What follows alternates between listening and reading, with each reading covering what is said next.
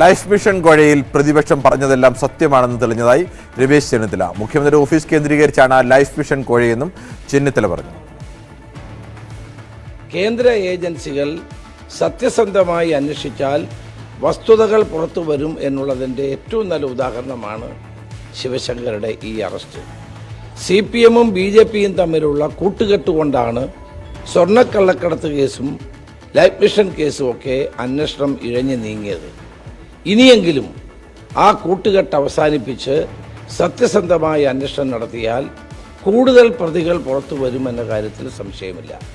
മുഖ്യമന്ത്രിയുടെ ഓഫീസും കേന്ദ്രീകരിച്ചാണ് സ്വർണ്ണക്കള്ളക്കടത്തും ലൈഫ് മിഷൻ കള്ളക്കടത്തും ലൈഫ് മിഷൻ തട്ടിപ്പുമെല്ലാം നടന്നത് എന്ന് ഞങ്ങൾ പറഞ്ഞത് ഇപ്പോൾ സത്യമായില്ലേ?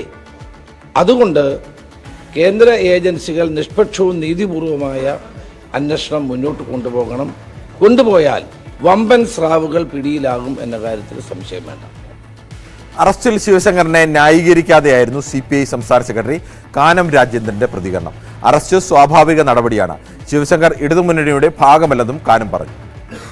കേസ് അന്വേഷിക്കുമ്പോൾ അതിന്റെ ഭാഗമായിട്ട് സ്വാഭാവികമായിട്ടും അന്വേഷണത്തിന്റെ ഭാഗമായിട്ട് പല നടപടികളുണ്ടാവും. അറസ്റ്റ് ഒരു സർക്കാരിനെ സംബന്ധിച്ച് തിരിച്ചടിയല്ലേ? സർക്കാരിന് അങ്ങനെ ഇത് പ്രത്യേകിച്ച് തിരിച്ചടിയുടെ ഒരു പ്രശ്നമൊന്നുമില്ല. ഒരു കേസ് ഒരു ഏജൻസി അന്വേഷിക്കുകയാണ്. അന്വേഷിക്കുമ്പോൾ അന്വേഷണത്തിന്റെ ഭാഗമായിട്ട് പല നടപടികളും സ്വീകരിക്കും.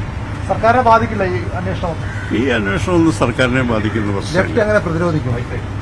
ഇടതുമുന്നണി എങ്ങനെ പ്രതിരോധിക്കും? ഇടതുമുന്നണി അറസ്റ്റിനെ പ്രതിരോധിക്കേണ്ട കാര്യമൊന്നുമില്ല. ഒരു കേസ് അന്വേഷിക്കേണ്ടെന്ന് നമുക്ക് പറയാൻ പറ്റും. അതുകൊണ്ട് ആ പ്രശ്നമൊന്നുമില്ല. ഇടതുമുന്നണിയുടെ ഭാഗമല്ല ശിവശങ്കർ. ലൈഫ് മിഷൻ കേസിലെ ED നടപടി കേന്ദ്ര ഏജൻസികളുടെ വിശ്വാസ്യത അരക്കിട്ടുറപ്പിക്കുന്നതാണെന്ന് കേന്ദ്രമന്ത്രി V. മുരളീധരൻ. അഴിമതിയും കള്ളപ്പണയിടപാടും നടത്തുന്നവർ എത്ര ഉന്നതരായാലും അഴിയെണ്ണും എന്ന നരേന്ദ്രമോദി സർക്കാരിന്റെ നിലപാട് വ്യക്തമാക്കുന്നതാണ് ശിവശങ്കറിന്റെ അറസ്റ്റ്. കേസ് എവിടെ പോയി, ഇടനിലക്കാർ എല്ലാം ധാരണയാക്കിയില്ലേ എന്ന് ചോദിച്ചവർക്ക് ഇപ്പോൾ ഉത്തരമായി കാണുമെന്ന് കരുതുന്നു. ഒന്നും അവസാനിച്ചിട്ടില്ല. കോഴയിടപാടിൽ ഒന്നുകിൽ പിണറായി വിജയനും പങ്കുണ്ട്, അല്ലെങ്കിൽ സർക്കാരിന് കീഴിൽ നടക്കുന്ന കാര്യങ്ങളെക്കുറിച്ചൊന്നും അറിയാത്ത പമ്പര വിട്ടിയും കഴിവുകെട്ടവരുമാണ് ഭരണാധികാരിയാണ് പിണറായി വിജയനെന്നും V. മുരളീധരൻ ഫേസ്ബുക്ക് പോസ്റ്റിൽ കുറിച്ചു. ഒരു ചെറിയ ഇടവേളയ്ക്ക് ശേഷം മറ്റ് പ്രധാന വാർത്തകളിലേക്ക്.